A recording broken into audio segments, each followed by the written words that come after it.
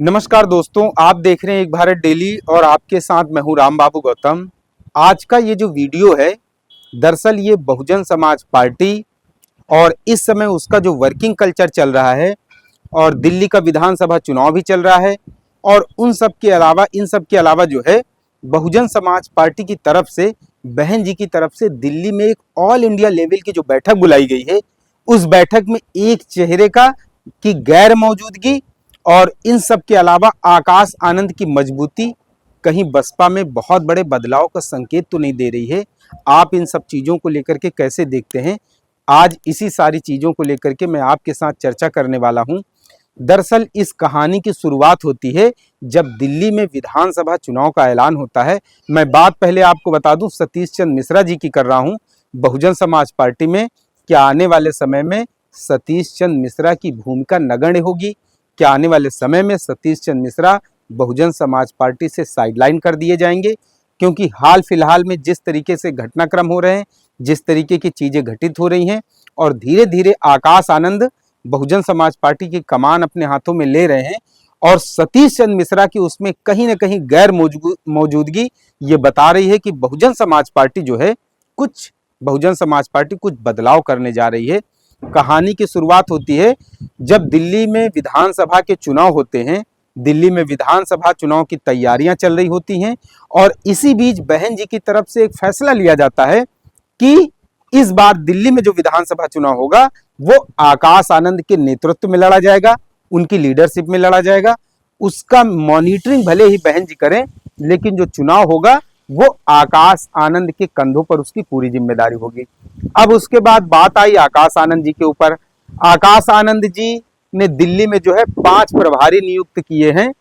अब वो 5 प्रभारियों के हिस्से में अलग अलग सीटें दे दी गई। किसी के हिस्से में 12, किसी के हिस्से में 10, किसी के हिस्से में 15, 17, इस तरीके से सीटें बांट दी गई।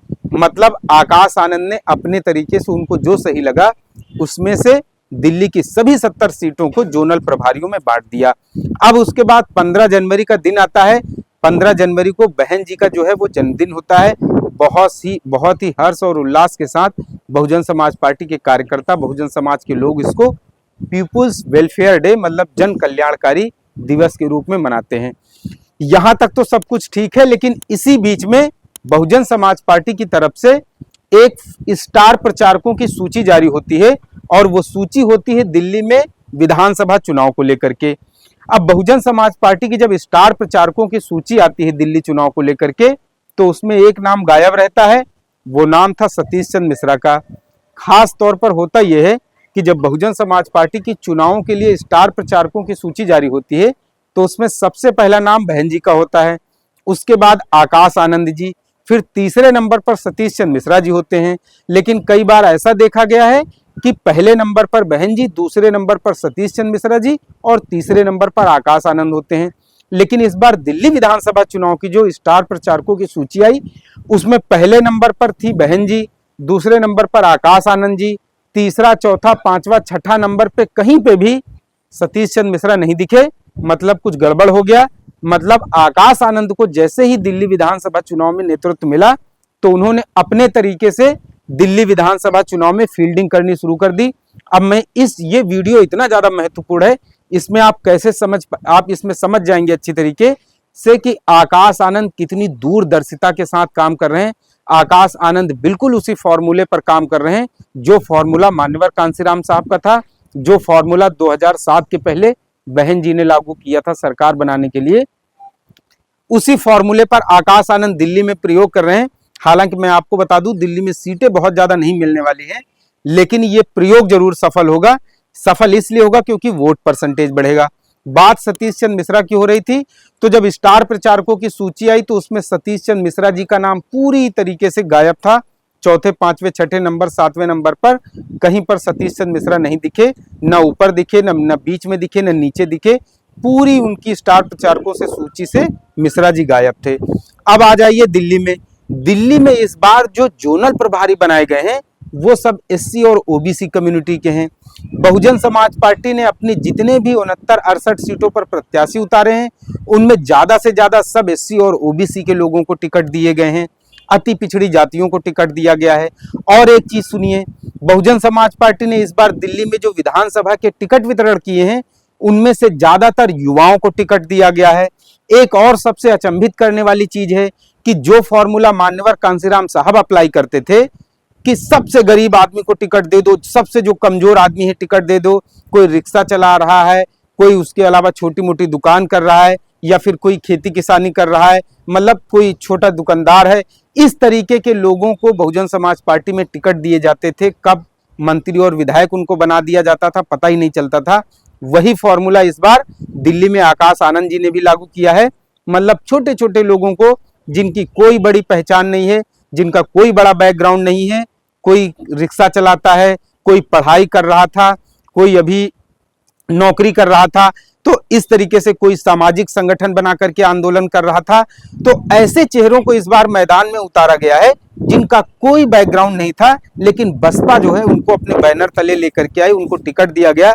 और यकीन मानिए चुनाव में अक्सर उस तरीके के प्रत्याशी खोजे जाते हैं जो दमखम वाले हों, जो बहुत ज्यादा पैसा खर्च कर सके, चुनाव जीत सके और बहुत ज्यादा मुकाबले में हो। लेकिन बहुजन समाज पार्टी ने इस बार आकाश आनंद के नेतृत्व में एक नया प्रयोग किया है, नए नए लोगों को टिकट दिया है।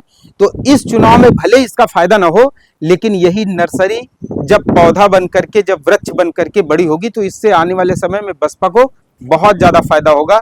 लेकिन मैं फिर बार बार कह रहा हूं कि सतीश चंद्र मिश्रा इस पूरे दिल्ली विधानसभा चुनाव से गायब है।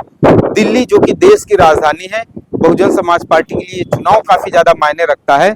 देश की राजधानी में चुनाव हो रहा है और उसमें बहुजन समाज पार्टी के बड़े नेताओं में शुमार सतीश चंद्र मिश्रा का ना होना अपने आप में बहुत बड़ा संदेश दे रहा है। और दूसरी ये चीज कि जब 29 जनवरी को बहुजन समाज पार्टी की ऑल इंडिया लेवल की बैठक बुलाई गई, तो उसमें भी सतीश चंद्र मिश्रा जी की गैर मौजूदगी। और दूसरा एक सबसे बड़ी खास बात यह है कि जो पार्टी की तरफ से तस्वीरें जारी की गई हैं, फोटो जारी की गई हैं बहन जी की तरफ से, बहुजन समाज पार्टी की तरफ से, उसमें आप गौर से देखिए तो बहन जी के बगल में दो लोग बैठे हैं। उसमें एक आकाश आनंद जी बैठे हैं और उनके पिताजी आनंद कुमार जी बैठे हैं।